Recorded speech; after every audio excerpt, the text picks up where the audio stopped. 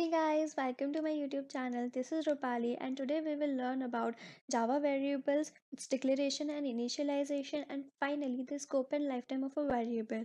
Towards the end of this video, we will talk about some of the important points to keep in mind while using variables. So keep watching. Now first let's understand what a variable is. So a variable is a basic unit of storage in a Java program. When we declare a variable of XYZ data type, it reserves the memory location of that type to be used later. Now the basic syntax of declaring a variable is data type and then variable name. Now suppose if you want to declare more than one variable of the same time, you can do it using this data type variable name 1, comma variable name 2, comma and so on. For example, if we want to declare a variable ABC of the type int, we can do it using the data type which is int, then variable name 1 a, comma variable name 2 which is b, comma and variable name c terminated by semicolon. So in this way you can declare more than one variable of the same type.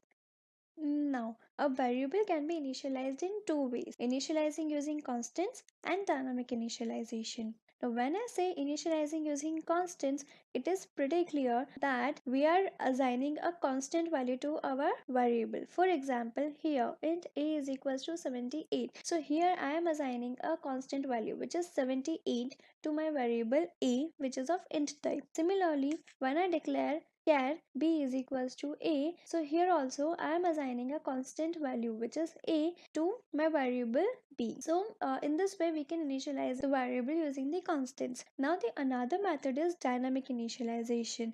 Now in dynamic initialization we assign a value to a variable through a valid expression. For example, int b is equals to a into a. So here variable b is being dynamically initialized to the square of a. Now to understand the scope of a variable, let's first understand what a block is. So a block begins with an open curly brace and ends with a closing curly brace. And a block defines a scope. And a scope of a variable or an object tells us that to which part of a program that variable or object will be visible to and what will be the lifetime of that object. Block can be nested. When we create a block inside an already created block, it becomes nested. In such a scenario, the block which is created inside a block is called the inner scope, and the one which encloses the inner scope is known as the outer scope. In this scenario, the variables or the objects which are declared in the outer scope will be visible and accessible to the inner scope, but the objects or the variables which we declare here in the inner scope will not be accessible to the outer scope.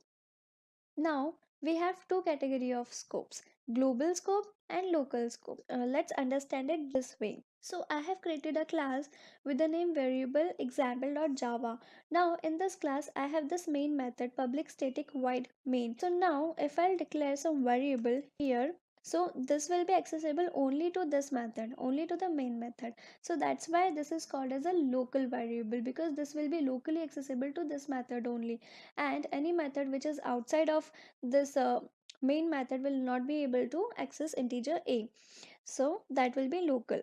Now suppose I create one more method and we can create another integer a.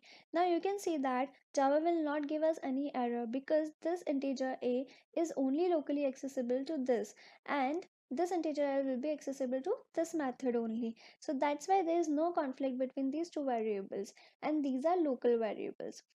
I create a variable outside of all the methods, that is just after the class. So I am creating this variable in a class. Okay, so this will be accessible to all the methods in the class variable example. Suppose I have one more method and here I want to print this out 3.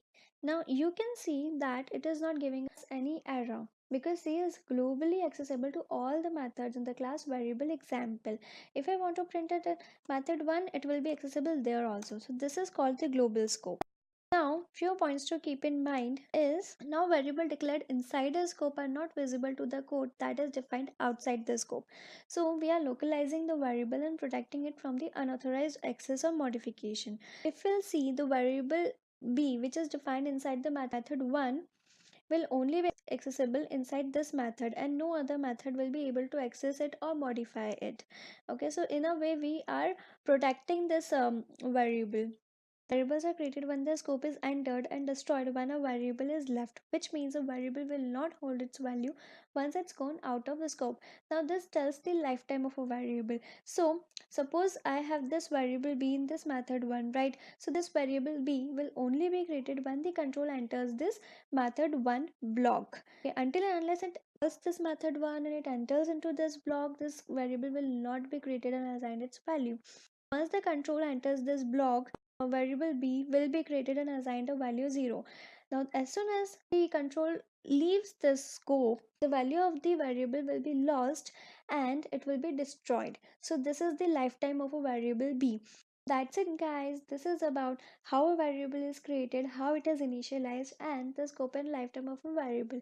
If you like my video, don't forget to hit the like button, do subscribe to my channel, and do let me know in the comment section below if you like my video or if you have any suggestions for me.